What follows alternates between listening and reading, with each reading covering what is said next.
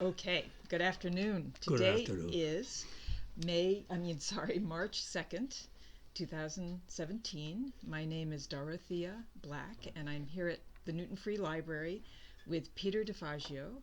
Together, we are participating in the Newton Talks Oral History Project that is being conducted with the Newton Free Library, Historic Newton, and the Newton Senior Center. Are we ready? Here we go.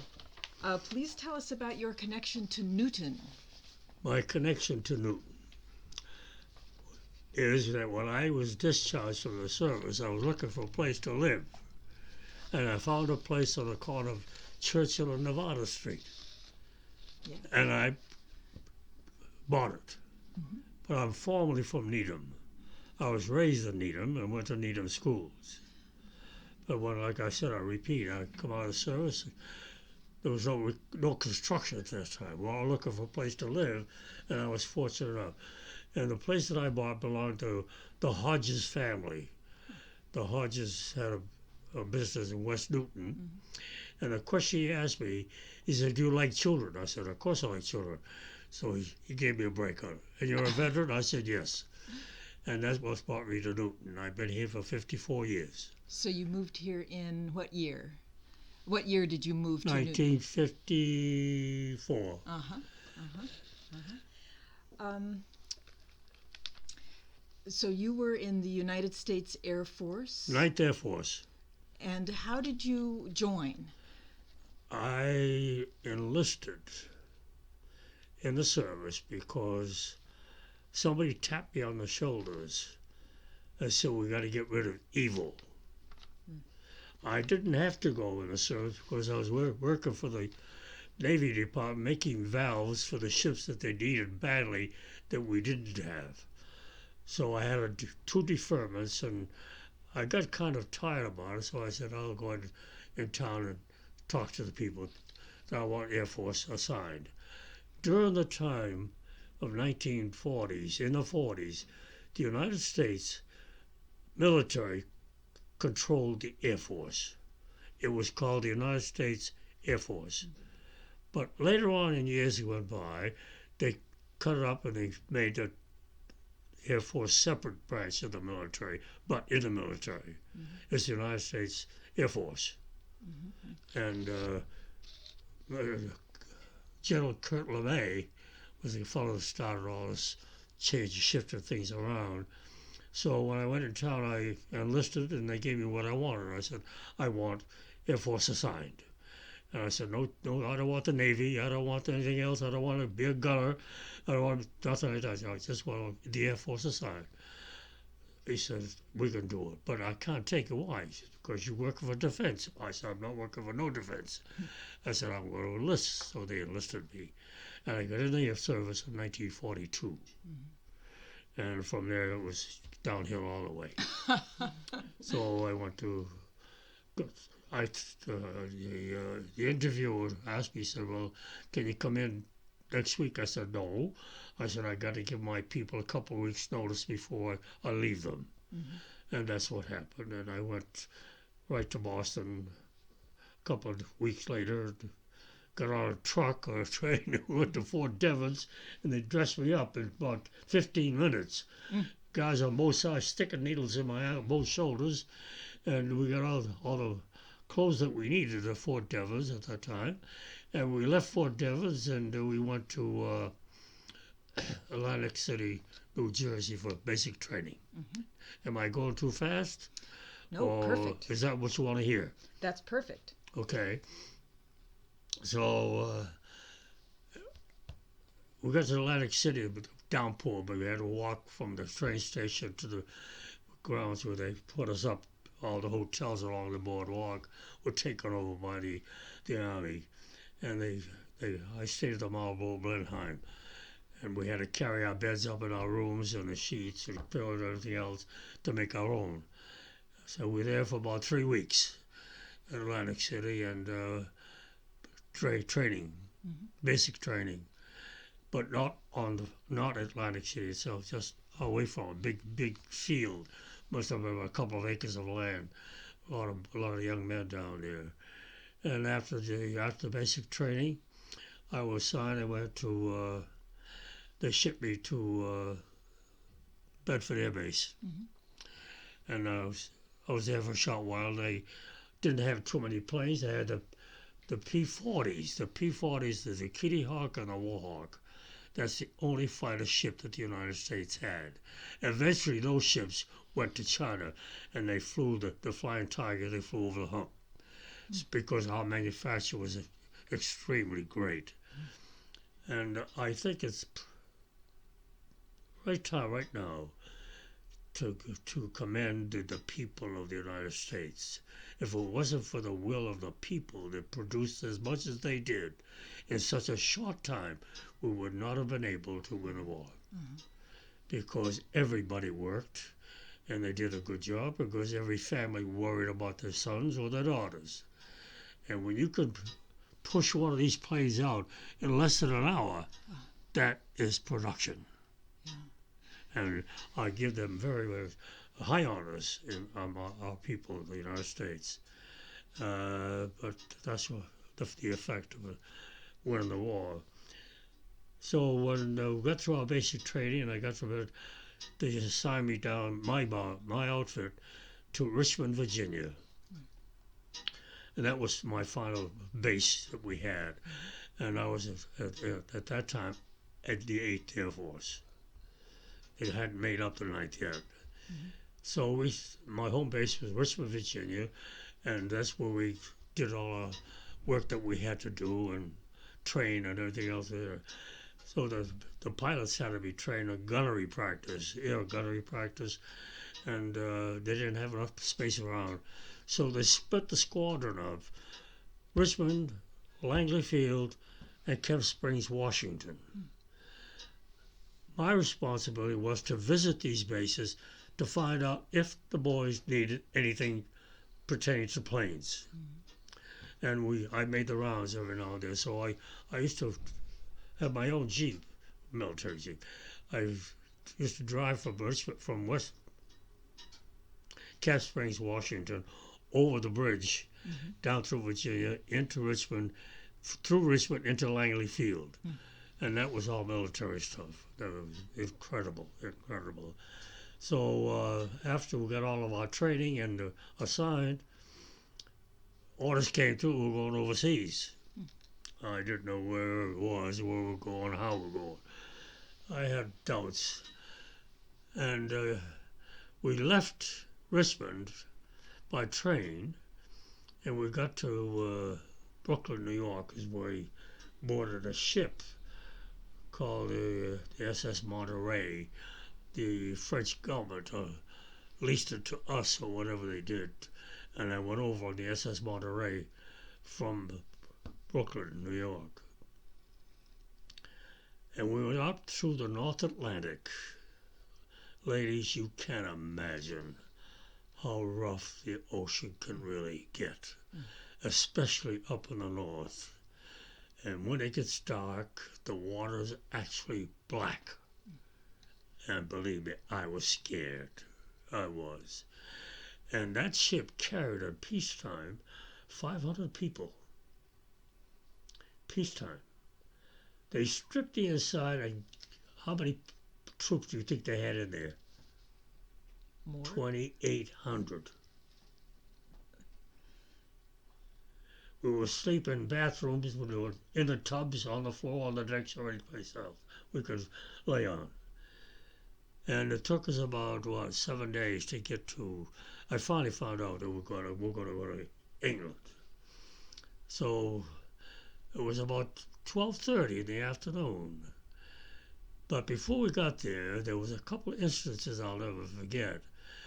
Some of the ship, the convoy that we were in, that they sent us on, was the biggest convoy that the United States sent over to Europe. There were battleships all around us. There were all kinds of dirigibles following us all around. Tankers following us around. And to see those men throw a line over to get a hose over to refuel one of the ships is something to see. The ships just went out of sight, down in the water, and then they come up again. It's incredible. Well, we got to Liverpool in England, and a big booming voice came across the air. Get off the deck! Get out of here! There was a colonel from the military, and if we hadn't done that, the ship was about ready to roll over because of the imbalance. And they were very upset about it. Well, we didn't know anything about it, but when he told us to get off the deck, we got off the deck. So we made it. After the doctor tied her up, they put us on the English trains. And it was a amusing thing you saw. That train, that car's not like ours. They have rooms or cabinets and an aisle that goes on one side of the car. And there are 4 people sitting in those, God, I don't know what you call them, cabins or whatever. But the way they travel and the sound they make was very interesting. So we ended up in Glasgow on the Scottish border. That's a long distance from Liverpool. And that's where we were assigned to go. Now, they had, for living quarters, Nissen huts. You know what Nissen huts are? Made out of metal, raw metal, you see them, with a cement floor, and one stove in the middle of this building. If you were too close, you'd burn to death, and if you were too far, you'd freeze to death. So, what the hell? You go to bed with clothes on.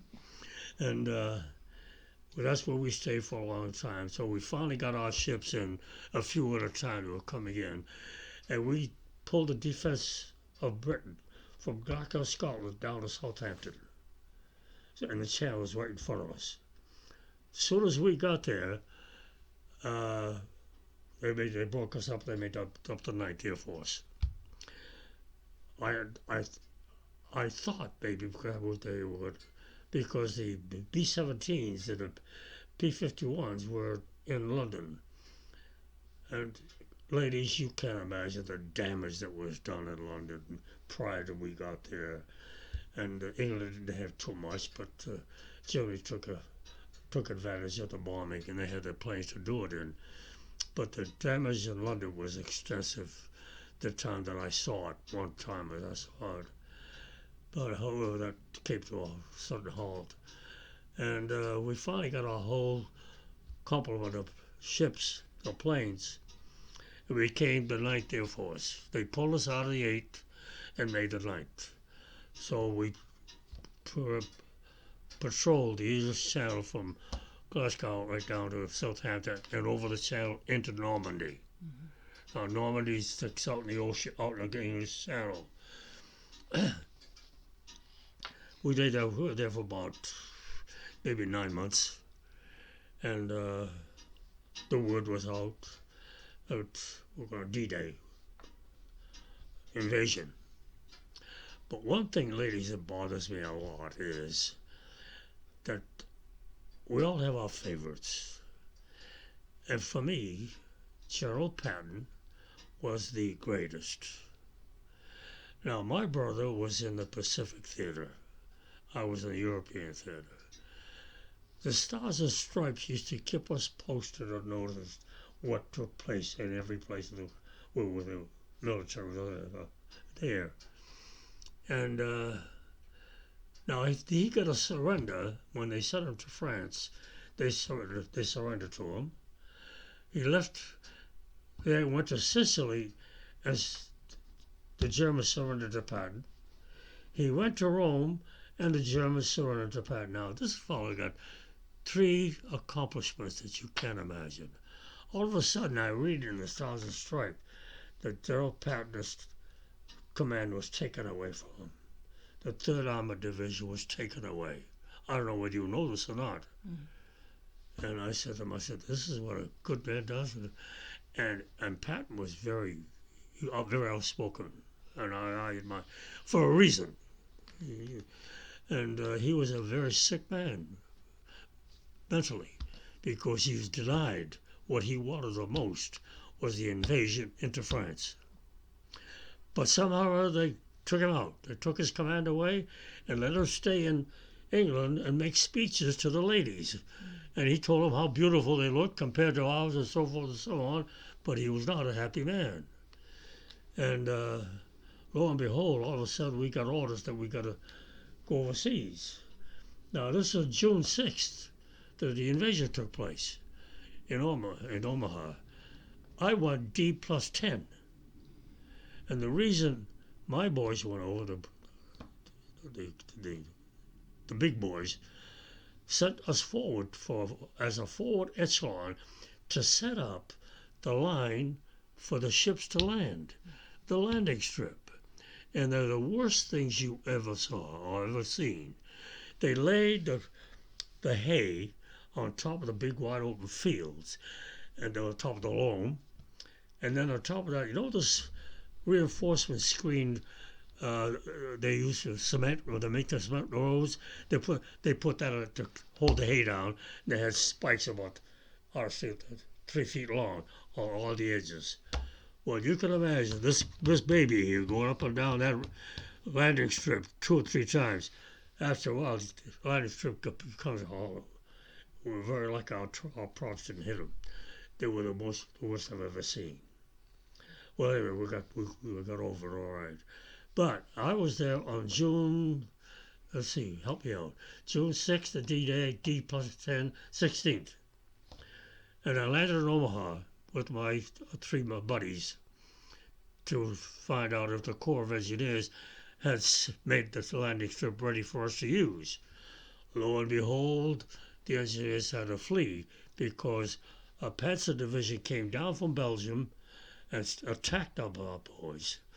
And a big battle took place in St. Lo, right below St. Mary Église. Picture Normandy, the channel down here, 70 feet down, and over here is the Atlantic Ocean. And St. Lo was right, maybe about 7 miles below. Well, it wasn't pleasant. The Corps of Engineers had to leave. And the heavy artillery, when they saw us, they said, "What are you doing here?" I said, "Well, sir," I said, "we didn't walk across the channel. There was heavy artillery." Well, he said, "Who's in charge?" I said, "I am." He said, "Well, you know what to do with the equipment. We had to degrease our equipment because it had grease all over so that the water wouldn't flow out." Lo and behold, a couple of crankcases cracked because the LST didn't get close enough to the edge of the water. Oh, it was horrible. Anyway, and they built a ramp. They brought in dirt, and they made a ramp, and it was quite steep, and the pillboxes were on the top. The German pillboxes, the heavy guns. People were talking about heavy stuff. And the walls going up to the boys had a scale. When I was there, the boys were still laying in the water. That's only 10 days after? And it wasn't good. So we ended up, I camouflaged our equipment, all of us, but the 3 of us, and they said, "Come back to talk to me." And we carried heavy artillery shells, 105 and 55 cannon shells for the heavy artillery. And I'm telling you, I was scared, and so was everybody else. And as we were going back and forth on Normandy, a flash across my left eye caught my attention. I turned over, and there was a church down in the low level. And I caught the flash, and there was a snipers out there. And I looked down below, and here's the communications people. People have to lay telephone lines to contact you, and one of them got knocked down, got shot right in the back of the head. And I said, "Oh God, we just laid down all over." And I said to the lieutenant, "The church tower." He swung the guns around. Off came the tower. You didn't hear anymore. But we didn't damage it. They didn't damage the church that much, except they knocked the tower. And we could hear the screams of the Germans that were killed in that instant. Well, we were there for, let's see, Patton didn't get there until July 1st. Well, the battle was going on from that time in St. Lo, like you wouldn't believe. Panzer Division from Belgium came down because Hitler thought that everyone was going to land in Belgium and go down to South. Well, no, they fooled them. They sent the British in Belgium and the United States down on Omaha Beach. and that's had that troop coming in, and I saw things that were not too pleasant about it. Finally, Patton came over, and it was Vice President Truman at the time. And General General George Marshall. I don't know if you heard of him or not. General Marshall was in World War One, and Truman were in the same outfit. So he told Vice President Truman, says, "You better call London and get Patton over in France now." So Truman picked up the phone, called to London, and they went over to pick him up.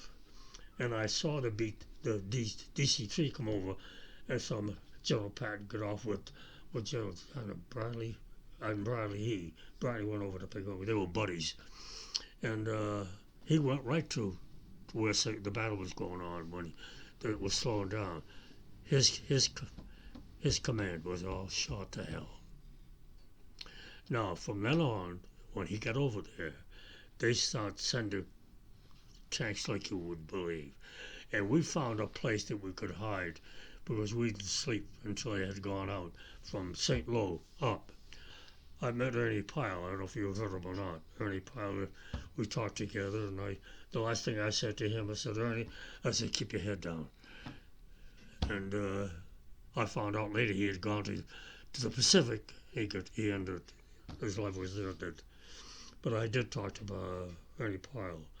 And so that on 4th of July, you can't imagine the havoc that Patton rose when he got down there. He was so upset. He said, this should never have happened. I should have been here, because he studied France completely. And so for about a week, hell broke loose. And they pushed the Germans out of St. Lo. And Corps of Engineers came in and finished their job on the landing strip, and our planes come over and landed. So we were in St. Mary Église for about 2 months. And then from there we went down to further down St. Lo, the Avranches, the Black Forest. We moved about every 6 weeks. Every time Pat made his advances of established ground, we moved every time. And it's I said to the boys one time, "Pick 'em up or lay 'em down." It's not easy being in the Air Force. You have tents, you have to put 'em up, and you move, you have to knock 'em down. You get to a place, you have to put 'em up, you move and you knock 'em down. I'm telling you. I don't want to sleep in a tent for a long time. And we finally got we got into the Black Forest, just below Avranches. We were bombing Munich at the time, in Frankfurt. But the man that deserves a lot of credit also, one of the officers, is Lieutenant Bertie. He was in a Cub as a spy plane. He flew behind the lines and gave the positions of anything that was going on destructive to the United States military. So those Cubs fly very quietly, and they fly very low. They're always below the tree line. Lieutenant Bertie, I used to call him, a great guy. And he used to radio back or knock on his maps to set up the bombing divisions for these birds to get over and do it. So we dropped a lot. When I say we did, the 9th Air Force, the 358 Fighter Group consists of the 356, 65, 66, and 67 squadrons. Each squadron has about 18 ships. And that's what came. Now, these guys here also escorted the B-17s. They're coming from England. Now, the P-51s didn't have the range to get to Berlin. So when we saw them coming over, they'd take off and catch up to the B-17s and fly on top of them and give them escort to where they were going. And the B-17 Fortress, they blanket bombed Berlin like you wouldn't believe. You can't imagine the destruction. That is what broke the morality of the people of Germany, because the other part of the division of the German army was in Russia. They were trying to get to Moscow, and they couldn't get it because now we were pushing behind them, and they were going to. They had a miserable time. But that's what demoralized the German people is the strength that these things had, and the B-17s. Tell us When the they name. saw 200 planes flying over their country, they never dreamed possible. Now, that B-17 is a great ship. It's called Flying Fortress. Carries 250-pound bombs, and they just keep out like popcorn. You're bound to do damage, okay? But these guys go specifically where the plants are, troop movements, because the 17s can't move around. They have to fly straight in and straight out. These maneuver. And I'm telling you, when we got into the Black Forest, we went to saw Frankfurt. Frankfurt reminded me of, if you're familiar with Kenmore Square, with the median strip in the middle and the roads on both sides, exactly like our roads. And that was in Frankfurt and Munich the same way. And their construction was like our WPA. They built houses for people, but the people were not happy at all. We could tell by their faces. Let me back up just a little bit. I spent one Christmas in France, and I wrote home because everything was censored. I wrote home to some of the people that I knew to get any kind of ribbons or, the rag dolls that the children drag around the small. I said, send me anything you can, and lollipops. And we gave the French children a Christmas party with those little things that we asked for and sent for. And they were very, very, very, very pleasant about the whole thing. And the children were very good. Then I took a little boy to London who had never been to London. He was about 11 years old. And I wanted to see some of it, so he said, I'll be your guide. Good little fellow, good little fellow. So I took him to London. He got a big kick out of it. And I couldn't get the difference in the sterling money exchanges that quick because I didn't go to it. So I gave her a bill or something like that. And he looked at it. He corrected it. You overcharged my friend. She was embarrassed. So I didn't say anything. So she gave me the change. I took it. Tell us But a little bit. some of the tips, a little tricky that we do on the side, But How did you communicate with the people at home? I'm sorry? How did you communicate with the people at home during this time? Well, you get used to the idea whether it's, French. It's easy. But when you hear that, if they talk slow, you can pick it up. Mm-hmm. It's easy. But they were fascinated by the airplanes. They were really fascinated. Oh, by the way, when we before we left England, and there was no more German airplanes coming over. They sent over the B-1 and the B-2s, pilotless planes, and the V-1s and the V-2s. And just before, we were in the middle, just above Southampton when we came back. But one of them landed about maybe a couple hundred yards away from us. They were raised holy, but I also saw when the boys were through, I went through a plant where they were building the jet engines. And Patton knocked the devil out of it. He blew it. Of course, we found out first. And his men got in there and they took everything that was movable out. But they had cut the factory out of the Bavarian Mountains like a letter H. And it's incredible. They had a belt behind the workers that the food was gone, and you didn't leave your place. You just took food off and stayed there and ran the machines. And so they were very, very efficient in some regards, but some regards they didn't have a chance. They didn't have a chance. So to go too much. So here we go. We got into into Bastogne. You know what Bastogne is? You heard about that. Well, this ship right here was in the flight. If you see the picture pattern, that 1A means that's flight A. 1A to down to 4. Each flight has 4 ships. A, B, C, and D.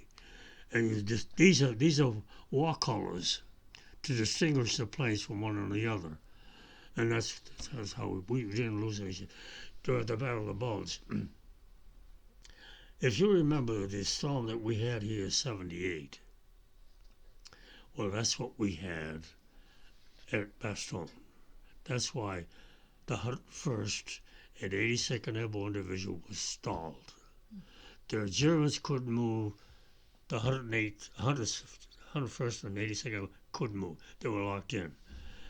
And Patton couldn't move because of the snow and the trees and moving.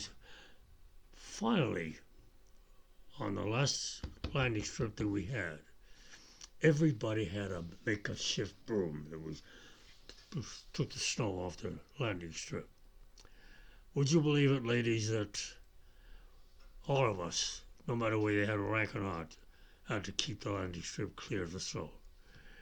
And it wasn't easy. We had no plows, no shovels, no just brooms.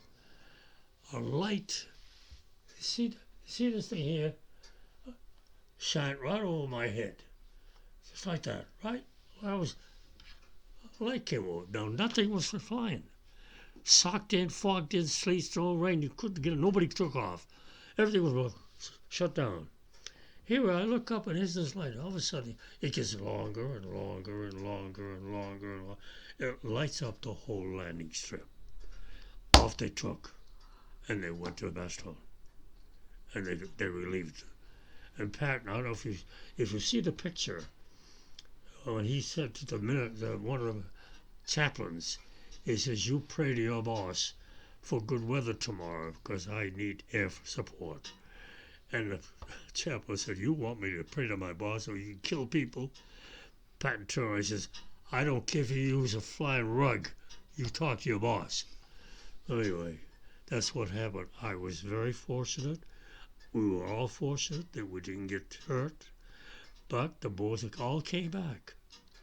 And the surrender became place. The Germans went up because these ships, they changed the ammunition on it. They put hand grenades tied together, about 6 of them tied together, and they went off. They had 3 of them, one, 2, 3 bunches, and every ship took a crack at it. And as soon as they released, they spread out all over the place, and that's what really got them out. But I'll never forget the weather that we had at that time. It reminded me of the 78 after. That's how. Because in Germany it's cold just like it gets cold here, on the border. But the people of Germany, and I didn't see too many French people. They were underground and they were doing their thing. But I saw quite a few German people on the Republic, and I'd like to think that we acted as ambassadors of goodwill to them. We didn't argue, we didn't debate, we just greeted them, and that was it. But they thanked us for what we were doing, and they were hoping it would come to an end very soon, and it did. And then what? My outfit, everybody's outfit, when Patton was told to stay where he was and not go to Berlin, I can imagine what this guy went through. We waited for 3 weeks for the Russians to come in to take over Berlin. And our last base was in Stuttgart. We had gone through Bastogne, and Patton, oh, by the way, we got a cement landing strip. That was one of the big landing bases that we didn't knock out. So we were able to use their runways. But in Stuttgart, we waited there for about almost 4 weeks. And from there, we came home. But it was sad to see and hear, because we got the Stars and Stripes twice a week, sometimes every day.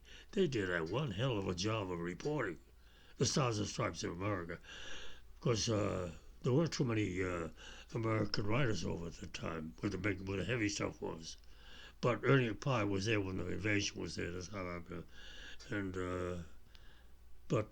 that Stuttgart was a nice. How can I use the word nice? Because what I went through, it wasn't nice.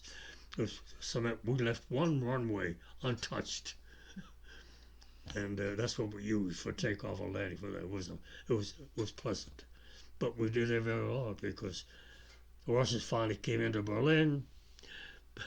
They invited Patton in for drinking party, and Patton wouldn't drink with them. Oh, I don't blame him. I don't blame him at all. So that was the end of it. We left Stuttgart, World Cap Lucky Strike, back to, but this is worth noting. We came back on the Queen Mary. Now, you know how many passengers a peacetime cruise the Queen Mary takes? Approximately 2,000? Guess how many troops were on that ship when we came back on the Queen Mary? Give a guess. More? 18,400 plus troops on the Queen Mary. I'm telling you, I never slept on such hard floors in my life than the Queen Mary decks. Now, they had 2 swimming pools. Oh, they're much higher than this. They took everything out of the swimming pool and they put these hanging hammocks. God pity the guy that's on the bottom and God pity the guy that's on the top. I slept on the decks. I wouldn't go down. And food was being served throughout the whole 4 days. My bread was frozen. The fruit was frozen. And all I had was knockwurst, frankfurters, the Germans. They just went through the hot water in the mouth, in my Mexican. They bounced in on the floor. I'm telling you. But we were happy to get home. And we made it in 4 days in about 3 hours. What a great ship, great ship. Imagine from 2,000 to 18,400 plus. I come from Needham, and there were more people on the ship than there were in the town of Needham. There was only 9,000 people in the town of Needham. There was 18,000 on the Queen Mary. Incredible ship. So we got home, and I was assigned, or we were assigned to go to the Pacific because the atomic bomb hadn't dropped yet, and I think Roosevelt passed on because he didn't see the end of the war in Germany either. And but when they dropped the bomb in Nagasaki and Hiroshima, they stopped because my orders read Portland, Oregon to the Pacific. I was very fortunate, and I am very grateful to God and to people, because I think he saved our lives, at least mine. Coming back, one of our ships got shot up, and it crash landed in Germany behind the lines. And I don't know why, but I was picked for it. The engineering officer and the radio man and the armament people, there was 4 of us. Each one had a duty to do to destroy that ship before the Germans got there. Well, we left about 1:30 or like that, and I had to cross the Rhine River twice. Going over wasn't too bad, but coming back was getting dark, couldn't see anything, with no lights. But I stopped at the edge of the Rhine River bank. I don't know, instinctively, but God. I opened the door, walked out, walked in front of my Jeep, and there was the Rhine River, 70 feet below. If I had gone any further, we'd have all been killed. There is a God, at least for me. I'll say my life was saved 3 times. So I got back, and then the bomb dropped, and everybody had come home. I was discharged in September of 1945. Do you remember the last day, what that was like? I'm sorry? Do you remember the last day you were in the service? The last day? Or yes. Oh, I was home. I was on leave. Because we didn't have any R&R. None of us did for 3 years. And our colonel was a gung-ho colonel, wanted to go from where we were right to the Pacific. And we rebelled. We said, no, we'll go to the Pacific if we go home. So we went home for 30 days within that period of time. Because when the bombs dropped, the war ended. So I was home. Could you tell us about something about your commendations and commendations and honors that you received? I can't read it. You can read it. Silver Star.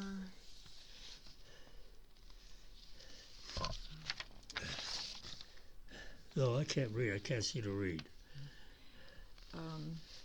The Silver Star for the campaign Normandy. I got the Bronze Star, the Silver Star, Presidential Citation with Oak Leaf Cluster, Defense of England, and Europe.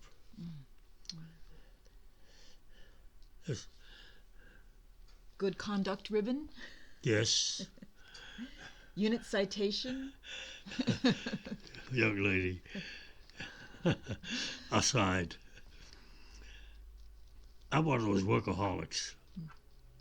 Now, I did not leave my base very often. In fact, I would have left it 3 times my whole stay in the service.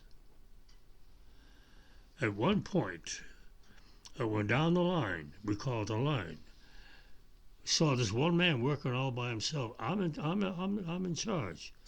And he was kind of put out. He gave me a terrible answer. I says, where's your helper? And I won't say what he said. But I went to the orderly room, what we call the orderly room, where they pick up their passes to go out to town. I picked up this guy's pass out of the basket. I put it in my pocket, and the master sergeant didn't say a word. I put the pass in my pocket. I went down the line, and I gave it to the fellow that was working on the plane. And I gave him a hand. The guy that I took the pass away from came running down. What the hell did you do that for? I says, you don't leave the base when you got work to do. Now, if you go any further, I'll have your stripes. I said, you get the hell out of here and put your fatigues on and come down here and help Pep. That's what I did. I didn't leave the base very often. I had too much to do. I was a war reward. But to try putting on fatigue sometimes when you have no water, you wash them in gasoline and then put on gasoline. Put on your fatigues with smell of gasoline. The mosquitoes won't come near you. I was to get a bucket full of gasoline and put fatigues in there, up and down twice. Pull them out, bring them out, hang them up in 2 seconds. They were dry. You put them back on again. Aside, you're writing. I think you ought to write this one down. Coming back from a detail that I was sent for by the colonel, my buddy and I smelled vinegar all the way coming home, and it was in France, you know, and or Germany, or France, I think it was. I smelled it. I followed the smell of that damn vinegar, really. And I got to a warehouse. It was a pickle factory. The guards are out there. So I've fooled around. I got a couple of cases of pickles. You know these gherkins? Oh, they're delicious. We hadn't had that for about years. So I got 3 cases of gherkins. I put them on my cheap one. And I gave them, of course, to the chef. And he put them on everybody's dish. All the officers go, who the hell's responsible for this, you know? Well, who else do you think is? The guy. So a couple of days later, they asked me if I would go back and get some more. I said, you got to be kidding. He said, no, we won't. I said, you got to give me a trip ticket. You got to give me a passport to do what I have to do. He says, we'll give you whatever you need. It looks like our time is just about up. Huh? It Okay, looks like I'm- our I'm time on- is almost up. I went and, back and got more. 6 cases more, we'll get more. That's it. Are we done, or do we have time for one more? Am I going to get a copy of something like this, or what's going on here? What? Well, thank you so much for taking the time to do Oh, this with us. This is good. And we're really happy to include you in the Newton I hope you Talks got what you wanted. project. How Absolutely. about you, young lady? You all set? Good. Thank you. Don't forget that terrible place where the gas furnaces were, where they burnt the people to death, and the malnutrition people that they buried them practically alive. Not pleasant at all. You saw so much, good and bad. Oh, God. I don't. The one thing we didn't ask you is what you want people to know 100 years from now about your experience, Mhm. how it influenced the rest of your life. I see. Yeah. You all set? Yes, thank you. Not You want a copy of this? You got a copy machine here? We're set. Is there anything that is there something that you can tell us about how your experience influenced the rest of your life? Come to me a little louder, please. Okay. Is there something that you'd like to tell us about how your experiences during the war influenced your life, made you think about war or the world? My dear young lady, my training, my rigging up is with God. And I don't like evil. So I feel as though I went into the service to help people. I got nothing out of it. I saw sadness, a lot of sadness. And I hope I gave the people some hope. That was my purpose. Because I know what suffering is all about. I have stenosis of my lower back. I'm in pain 24 hours a day. And when you couple that with no food and no water, it's pretty distressing. So I didn't get anything out of the service. I gave the service something.